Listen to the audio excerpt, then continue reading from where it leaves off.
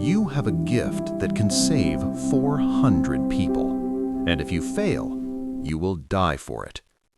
You were born with the gift before you knew it was a burden. Since you were 7 years old, your grandmother woke you before sunrise to hear what you had seen during the night. She never asked if you had slept well. She asked what the ancestors had said. And you learned, symbol by symbol, the language that separates the world of the living from the world that speaks while we sleep. 23 years of learning. 3 years beside old Kwame, the previous interpreter, who died with his eyes open because he said he wanted to see the crossing.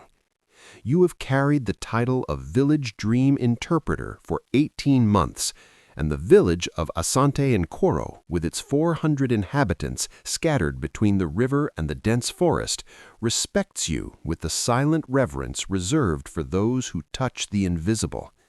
You have your own hut.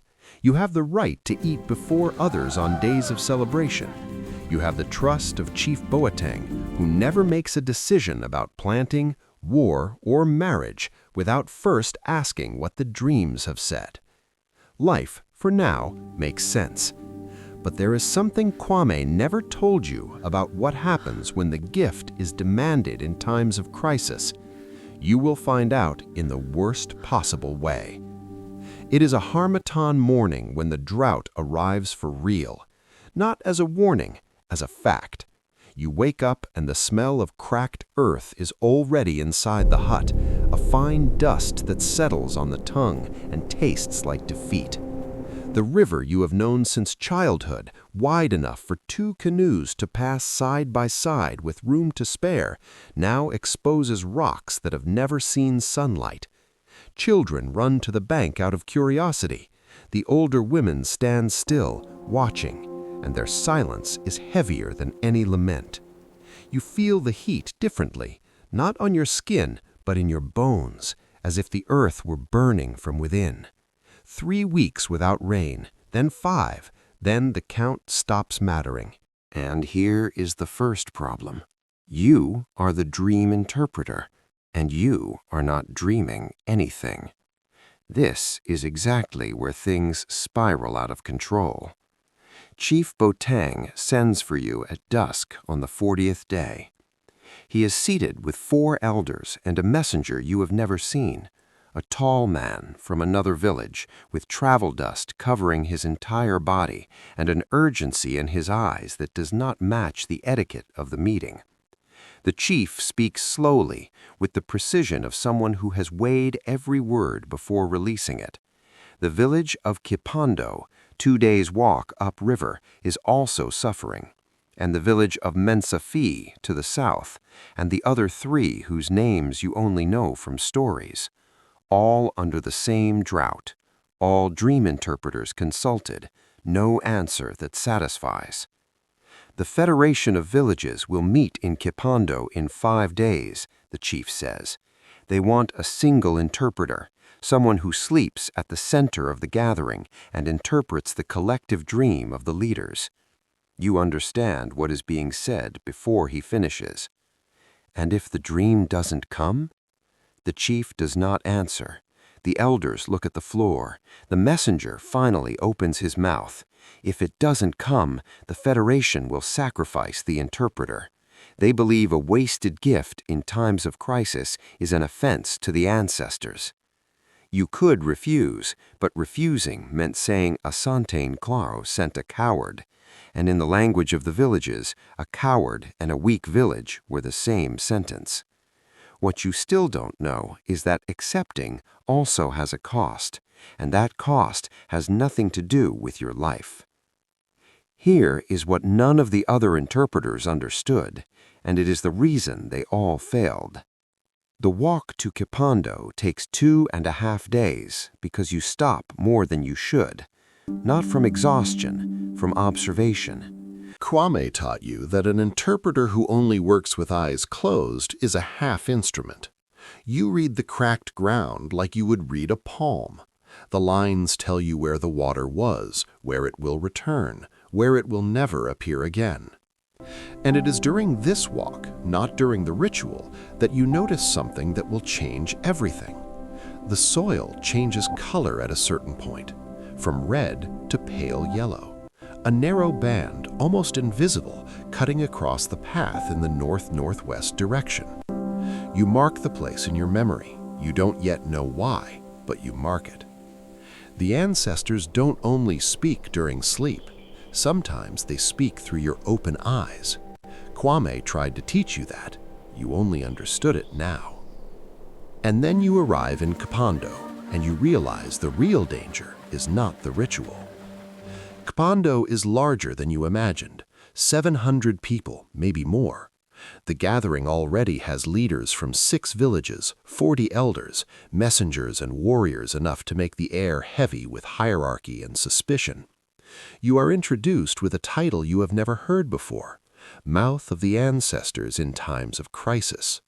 The title sounds beautiful. You know it is a knife wrapped in silk. The irony does not escape you. The only man in this gathering who holds no political power whatsoever is the only one whose mouth all power will depend on. The night before the ritual, Ama finds you near the fire. Ama, whom you have known since you were 10 and she was 8.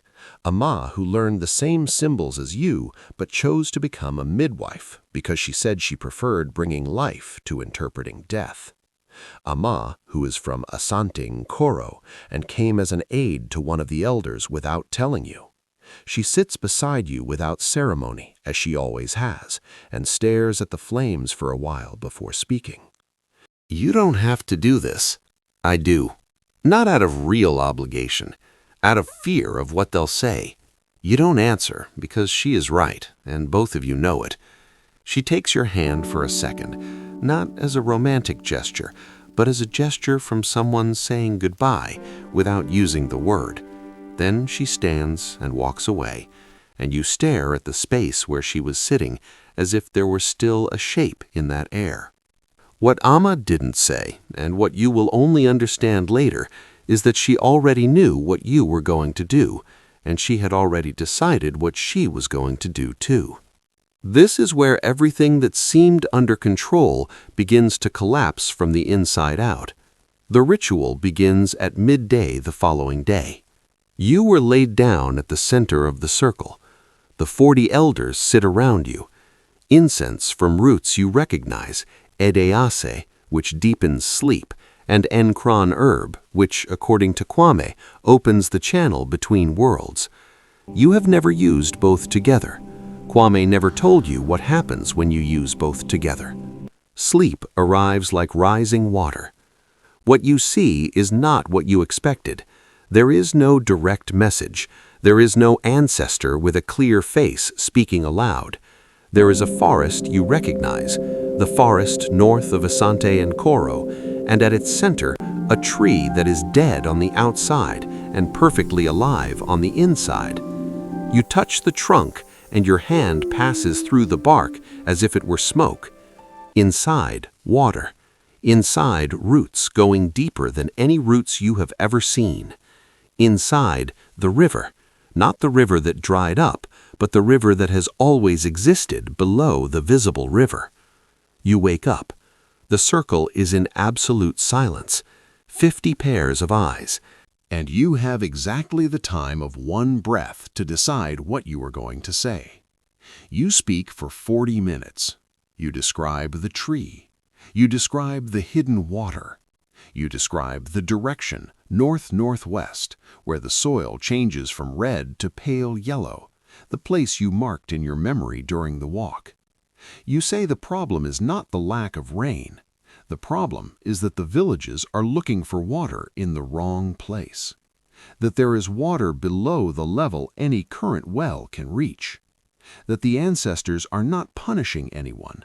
They are waiting for someone to ask the right question of the right place. An elder from Kapando stands and says that is impossible. You answer that impossible is a word the living invented to avoid having to work. 3 days later, the diggers reach the level you described. Water bursts through. The cry that crosses the forest is not one of pain. It is the kind a person lets out when something that seemed impossible becomes wet in their hands. The main loop closes here. You had the gift. The gift worked. The villages have water. But Amma is not there when you arrive back in Asante and Koro. There is a note on the hut door. 3 words in the language you both learned together, the language of symbols she had said she had abandoned. You read it, you understand it, you fold it and put it away. That night, you don't dream of water, you dream of the next drought. And you wake up knowing that this was the easiest problem the ancestors will ever ask you to solve. The question that remains when you open your eyes to the hut's ceiling is not whether you have enough gift. It is whether someone with this gift has the right to also have a life. Drop a comment below telling us what you would have done in his place. There's no right answer, and that's exactly why it's worth the conversation.